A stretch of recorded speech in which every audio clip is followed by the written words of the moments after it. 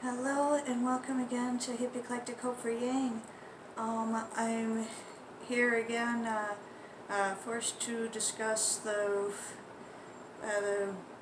situation with, surviving the domestic violence and getting out of captivity. I'm being forced to go back to that subject again because after having received the mail last night, I saw that I am being summoned back to court regarding the visitation between the former owner and my son. Apparently, he filed on the 30th of December that I was not complying with the visitation requirement, that he had picked out his list, and that I had not chosen one. Now, as I said, this was filed on December 30th.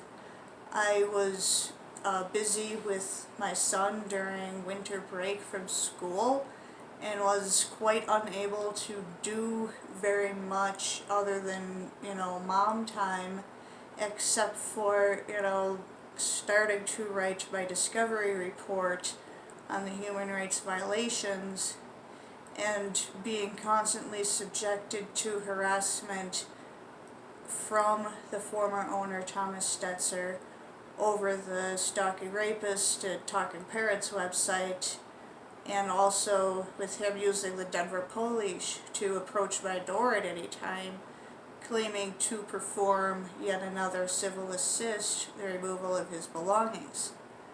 The second civil assist he was allowed, I was able to air also on my YouTube channel, so I'll try to remember to post a link.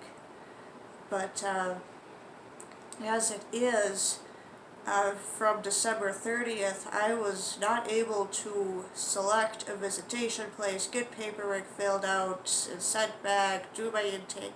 That was not a possibility until after January, was it the 3rd? I think it was Tuesday, when my son went back to school.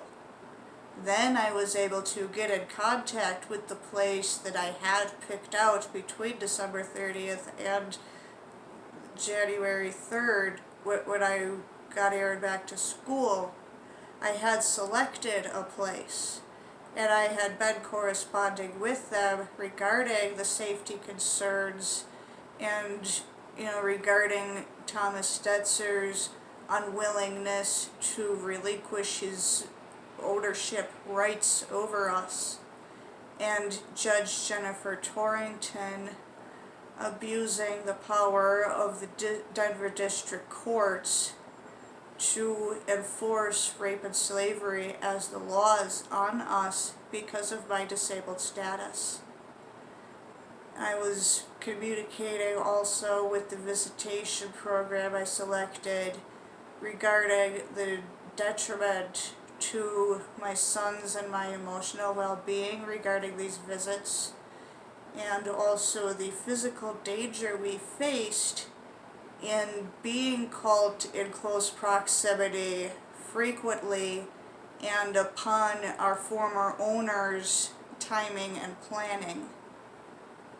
So just a lot of factors involved which demonstrate the lack of safety and just how terrible it is for my son's and my emotional and mental well-being to be constantly subjected to the abuser's presence repeatedly.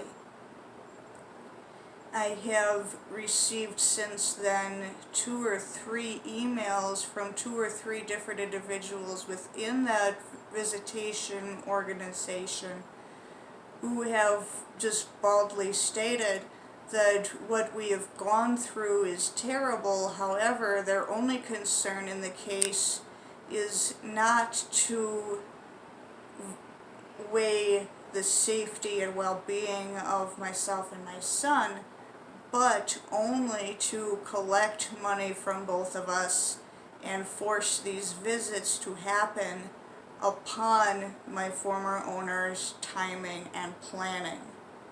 anytime he can send his current property, of whom he's been through 7 or 8 since Operation Freedom last year, he can just send Trixie out to quick do a job and then get the money to the visitation program.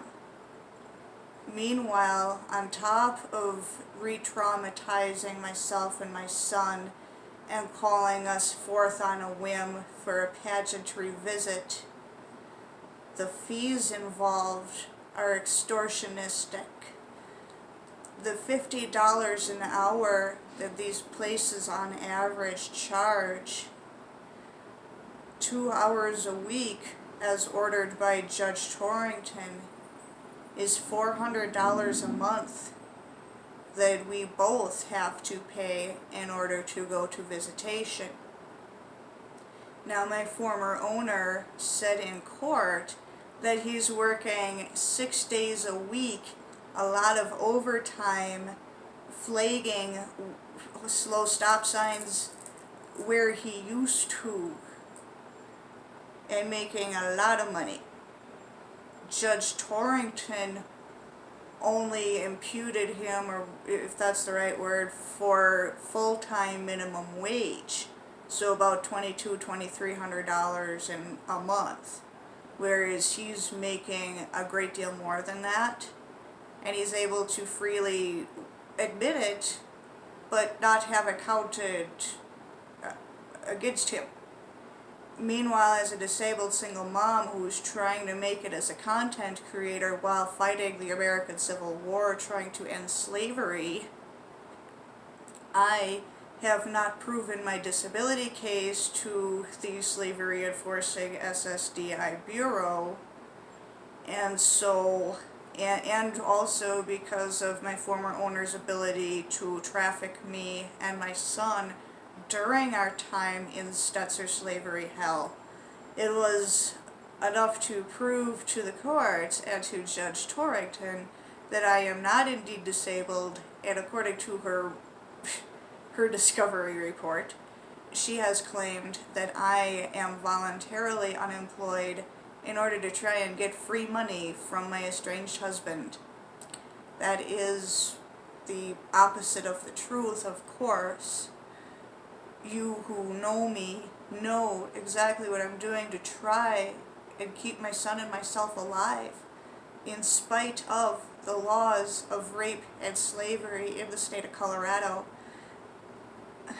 My camera's sagging.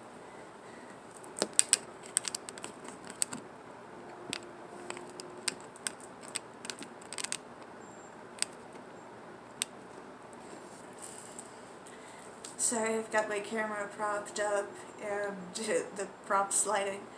So, but in spite of Judge Torrington's adamant insistence that my son and I remain Thomas Stetzer's property, that he doesn't have to take parenting classes, he doesn't have to take anger management classes, he doesn't have to report his income, he doesn't have to report his bank account, he doesn't have to really do anything.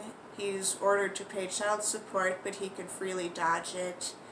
He's been given an excuse out of alimony because Judge Torrington is exploiting my disabled status. It's, I don't know, it's absolutely corrupt. I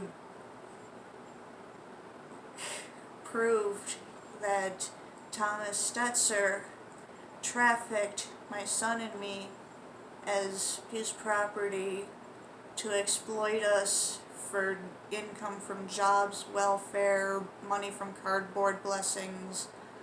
He exploited us, he owned us for half a decade. He continues to own knives and sell them wherever he wishes without a permit. And that's fine.